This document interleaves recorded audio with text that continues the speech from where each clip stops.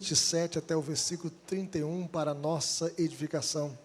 Mesmo assentado como os irmãos estão, nós estaremos lendo esses versículos para que o Senhor possa falar ao nosso coração. A Bíblia é a palavra de Deus, a nossa única regra de fé e prática. A Bíblia é a boca de Deus falando conosco. Vamos ler esses versículos do profeta Isaías, capítulo 40, 27 até o 31. Todos juntos? Porque, pois, dizes, ó Jacó, e falas, ó Israel, o meu caminho está encoberto ao Senhor, e o meu direito passa despercebido ao meu Deus.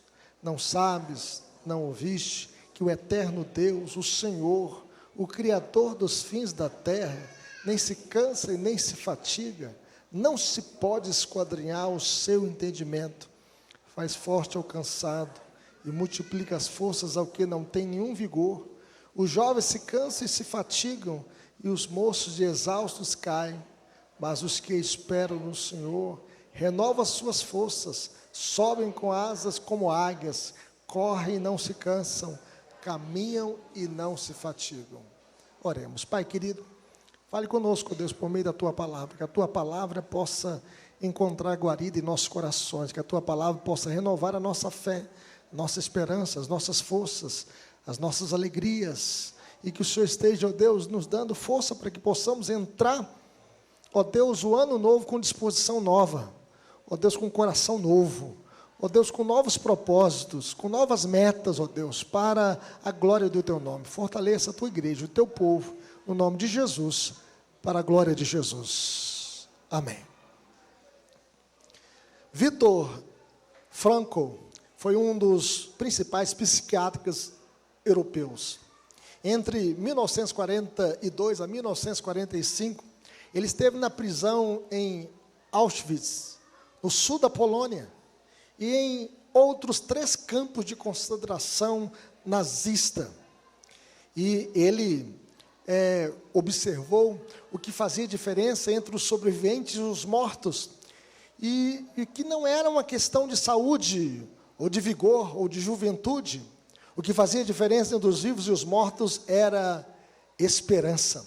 Alguma coisa pela qual viver, além da cerca de arame farpado, alguma coisa para esperar, alguma razão para voltar para casa depois da guerra. E ele escreveu sobre este assunto no livro A Busca do Homem por Significado. Esse livro está em português com o título Em Busca de Sentido. E ele diz o seguinte: o prisioneiro que havia perdido a fé no futuro, no seu futuro, estava condenado. Com a perda da crença no futuro, ele também perdia seu apoio espiritual, deixava-se definhar e se tornava objeto de profunda prostração física e mental. Quase sempre isso acontecia de repente, sob a forma de crise, cujos sintomas eram muito conhecidos dos experientes companheiros do campo de concentração. Geralmente ele começava na manhã com o prisioneiro recusando-se a vestir-se, a lavar-se e sair para o pátio de exercícios. Nenhuma súplica, nenhum golpe ou ameaça produzia qualquer resultado. Ele simplesmente ficava quieto, quase sem se mexer. Se a crise tivesse sido provocada por alguma doença, ele recusava ser levado à enfermaria ou a fazer qualquer coisa que pudesse ajudá-lo. Ele simplesmente desistia e lá ficava, deitado nos seus próprios excrementos, e nada mais lhe importava. Meus irmãos, nem nós poderíamos sobreviver sem uma razão pela qual viver além da cerca do arame farpado desta vida. Iríamos desistir e simplesmente ficar alheios a tudo ao nosso redor. Trata-se de uma doença comum, chamada desespero.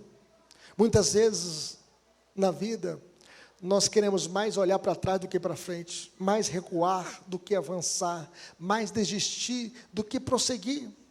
De igual forma, Isaías estava profetizando para os presos, os cativos, os exilados da Babilônia. Eles estavam beirando ao desespero. Eles esqueceram das promessas de Deus. Eles não viam nada além do arame farpado do cativeiro babilônico. Eles estavam presos naquela situação, presos de esperança, e nós podemos perceber que eles estavam sem nenhuma expectativa, e por isso eles estavam sem esperança, sem ânimo, sem força, sem coragem para lutar.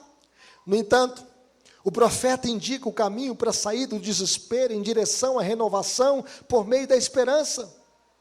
Existe algo além do arame farpado, o próprio Deus, Ele está chegando. Alguns pensam que Deus é grande demais para se importar conosco. Como assim? Um Deus grande? Deus está preocupado com outras coisas. No entanto, o profeta nos mostra que Deus é grande demais para se esquecer de nós. A grande ideia dessa passagem é que a grandeza de Deus é a nossa renovação. Ele que nos conforta na nossa dor, Ele está conosco na alegria e na tristeza, Ele quem nos traz vigor. E nós podemos ver isso em partes. Primeiro, o nosso desespero. O profeta diz o seguinte: por que, pois, dizes, ó Jacó, e falas, ó Israel, o meu caminho está encoberto ao Senhor, e o meu direito passa despercebido ao meu Deus? Em outras palavras, eles estavam dizendo: o Senhor não se importa conosco, o nosso Deus não se interessa pela nossa situação.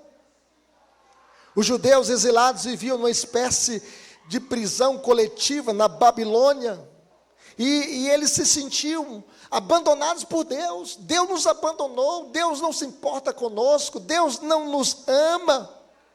Eles estavam pensando o seguinte: onde estava Deus quando eu precisei dele? Se Deus é bom, por que Ele não levanta um dedo para me ajudar?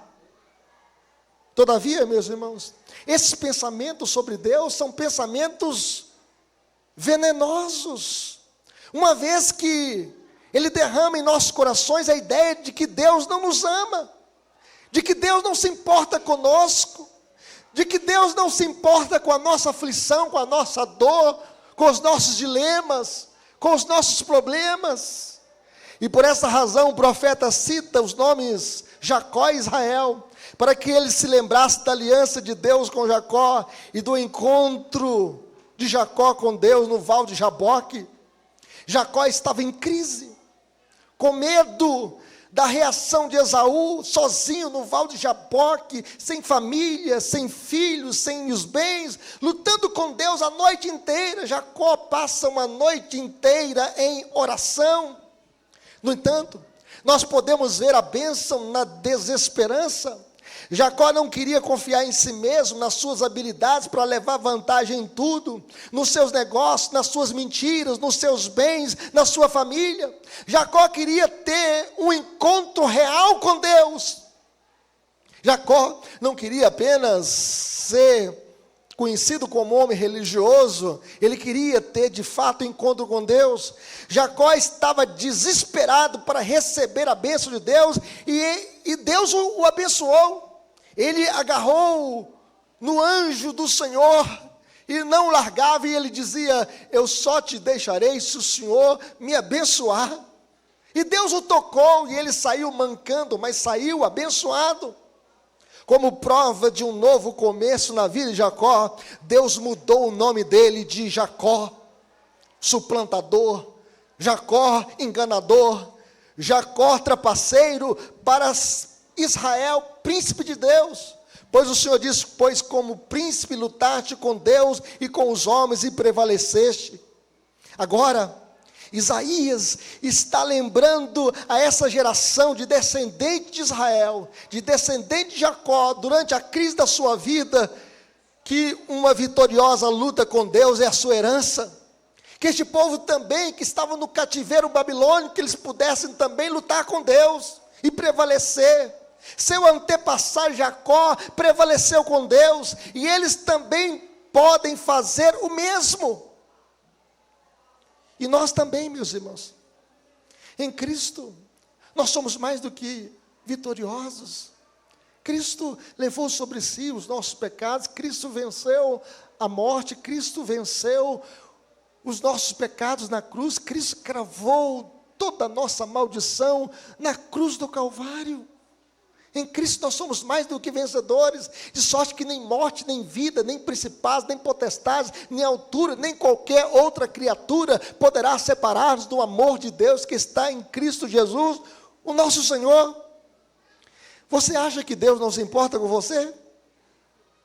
Você acha que as tribulações que você enfrenta não são do conhecimento de Deus? Você acha que aquilo que está acontecendo em sua vida passa despercebido de Deus?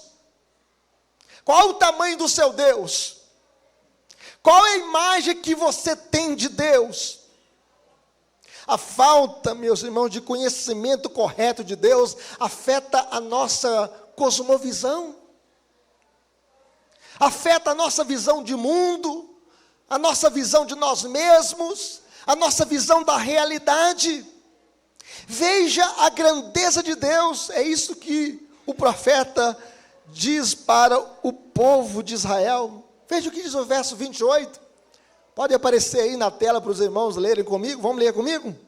Não sabes, não ouviste, que o eterno Deus, o Senhor, o Criador dos fins da terra, nem se cansa e nem se fatiga, não se pode esquadrinhar o seu entendimento. Tudo que importa na vida, meus irmãos, depende de quem Deus é. Quem Deus é para você. Veja o que Isaías disse a respeito de Deus. Primeiro ele disse que Deus é eterno, que Deus não tem princípio nem fim, que Ele permanece para sempre o mesmo. Deus não envelhece, Deus não caduca. Para Deus não há distinção alguma entre o presente, passado e futuro. Nós contamos as horas, os dias, as semanas, os meses, os anos, mas para Deus não tem diferença entre o passado e o presente e o futuro. Todas as coisas estão igual e perenemente presentes para Ele. Deus é o eterno eu sou, Ele existe por si mesmo, aquele que existe eternamente. Deus não precisa de água para beber, não precisa de pão para comer, não precisa de oxigênio para respirar. Deus não precisa de ninguém para ser feliz, porque Deus basta em si mesmo. Nós, meus irmãos, somos carcomidos pelo tempo em razão da queda. Somos como a relva que nasce, cresce, floresce, murcha e seca. Mas Deus não envelhece, Deus não esquece, Deus não muda. Deus percebe todo o tempo com igual realismo. A Bíblia diz, pois 1000 anos aos teus olhos são como o dia de ontem que se foi e como a vigília da noite. Deus está sempre à nossa frente, portanto nunca devemos entrar em pânico, se as coisas não estão acontecendo de acordo com a nossa agenda, de acordo com a nossa programação. Deus está realizando o seu propósito, a sua maneira, de acordo com o seu tempo. A agenda de Deus é diferente da nossa agenda, o tempo de Deus é diferente do nosso tempo. Deus é eterno. Segundo Deus é criador de tudo, até dos confins da terra. Não existe 1 centímetro quadrado da terra que Ele não conheça, ou que se encontre além do âmbito da sua presença. Para qualquer lugar que a vida nos leve, seja para o exílio na Babilônia, ou para a unidade de terapia intensiva, Deus estará lá nos esperando. Ele cuida de nós, Ele é o Criador e sustentador de todas as coisas, Ele é o Criador até dos confins da terra. Terceiro, Deus está sempre trabalhando, Ele não se cansa, Ele não se fatiga, estamos sempre cansados. Diariamente nós precisamos nos alimentar, comer arroz e feijão, beber água, beber suco, nós precisamos repousar. Nós gastamos 1/3 da nossa vida dormindo. Se eu e você vivemos até os 90 anos, 30 anos da nossa vida nós passamos dormindo. Gastamos cerca de um terço da nossa vida dormindo, recuperando as nossas forças, e depois morremos. Mas Deus não precisa se recuperar, porque Deus não fica cansado, Deus não fica entediado. Ele está sempre forte, sempre alerta, sempre capaz. Por essa razão, Deus tem poder para aliviar o seu povo quando ele está muito abatido. Por essa razão, o seu povo, mesmo no cativeiro, eles poderiam receber o alento, o conforto e o consolo de Deus, porque Deus não se cansa, Deus não se fatiga. Deus é sábio, não se pode esquadrinhar o seu entendimento. Há coisas que eu e você, nós não entendemos. Nós não conseguimos conhecer toda a realidade. Nós não podemos saber o que está acontecendo nesse exato momento do outro lado do mundo, no Japão. Nós não podemos saber exatamente o que está acontecendo agora na Oceania, na Austrália. Nós não sabemos todas as coisas, mas Deus sabe de tudo. Os pensamentos de Deus estão acima dos nossos pensamentos, e os caminhos de Deus são muito mais altos do que os nossos caminhos. Ninguém pode esquadrinhar o entendimento de Deus. Deus é incompreensível, porque nós somos apenas uma gota de água que cai de um balde. A Bíblia diz que todas as nações diante de Deus são como um pingo de água que cai de um balde, como um pó de areia diante da infinita majestade de Deus. O finito não pode conter o infinito. Nós não podemos desvendar o segredo de Deus e penetrar a perfeição do Todo-Poderoso. Não podemos saber completamente o que Deus é, nem esquadrinhar a sua obra desde o princípio até o final. Contudo, Deus conhece o fim desde o início. Ele é soberano sobre tudo e sobre todos. Assim vivendo, meus irmãos, assim sendo, nós não vivemos de acordo com explicações, nós vivemos pelas promessas de Deus. É Deus quem supre as nossas necessidades. Fui moço e agora sou velho, porém jamais vi o justo desamparado, nem a sua descendência a mendigar o pão. Deus está conosco. Deus supre as nossas carências e as nossas necessidades.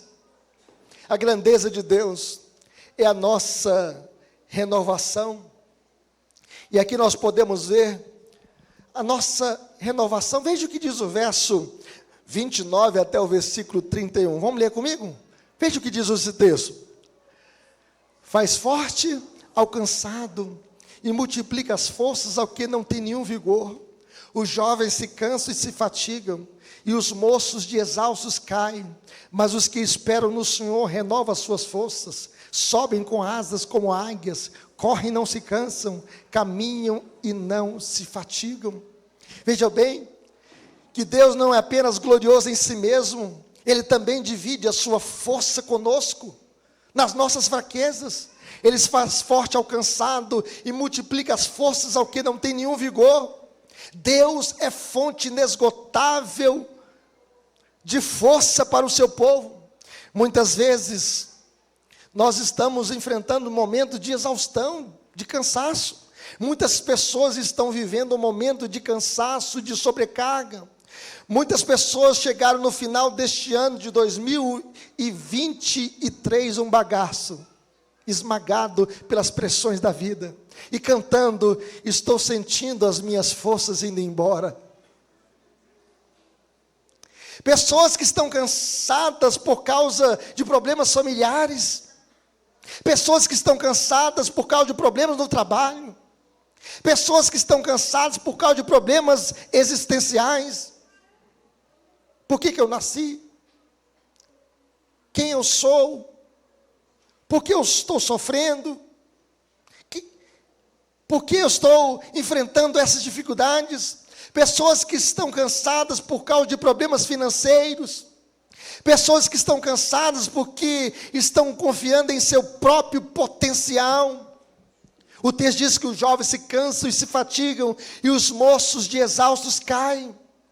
A força humana, meus irmãos, mesmo no seu auge, inevitavelmente falhará.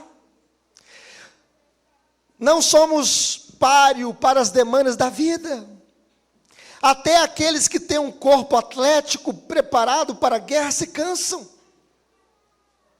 Toda a força humana se cansa. Todo o poder humano cansa. De igual modo, os poderes deste mundo também se cansam, se fatigam. Onde está a soberba dos faraós? Onde está Senaqueribe? Onde está Nabucodonosor? Onde está Ciro o Grande? Onde está Dario? Onde está Alexandre o Magno? Onde estão os Césares de Roma? Onde está Nero? Onde está Domiciano?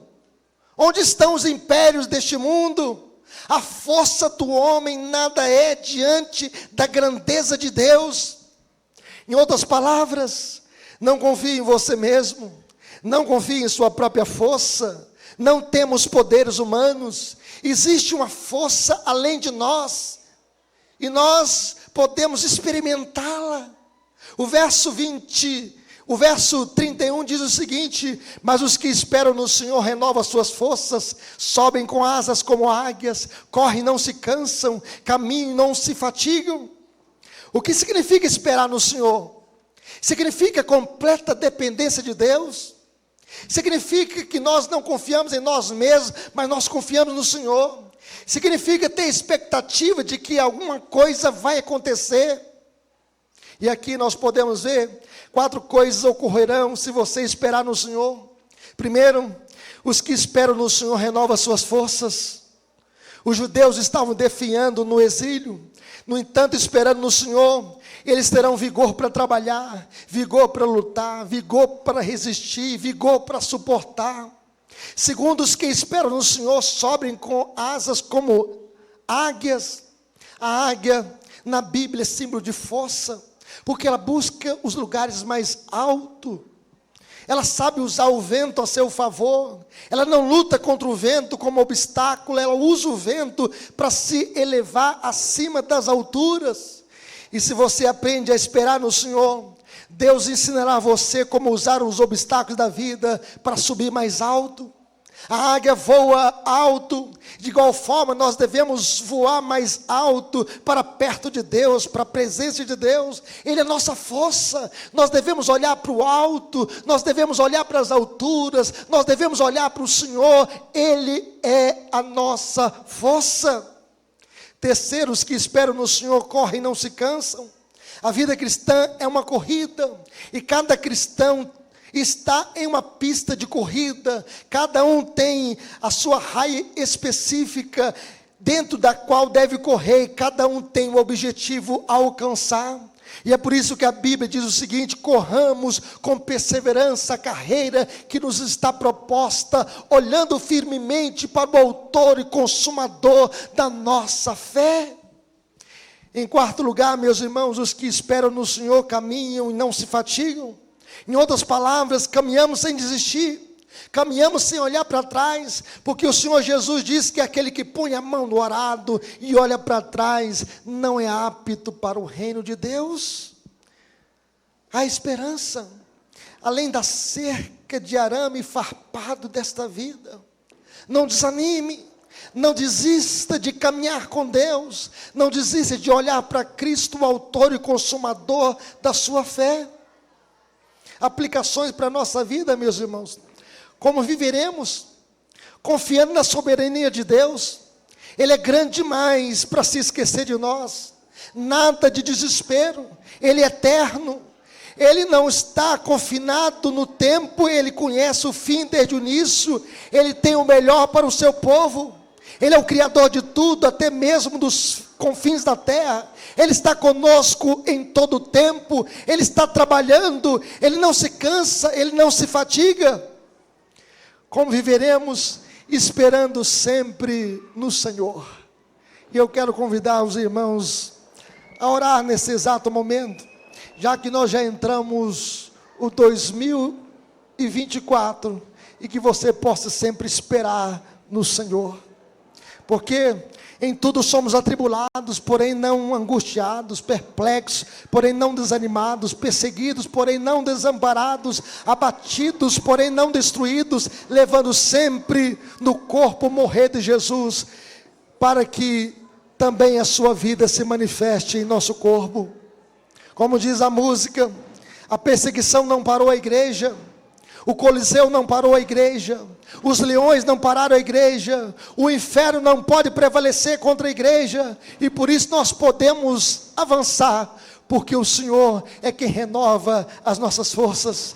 Não desista, não pare, corre para Deus, espere sempre no Senhor. Ele renova as nossas forças, Ele restaura a nossa esperança, Ele é grande demais para se importar sempre conosco. Ele provou para nós o seu grande amor, Ele provou que se importa conosco. Ele não poupou o seu próprio Filho, antes por todos nós o entregou. Por isso nós podemos esperar sempre no Senhor, porque Ele nos ama, e nos ama com amor eterno. Eu convido os irmãos a orar a Deus, eu convido os irmãos a se colocarem em pé. Eu gostaria que você pudesse orar com o seu irmão que está do seu lado.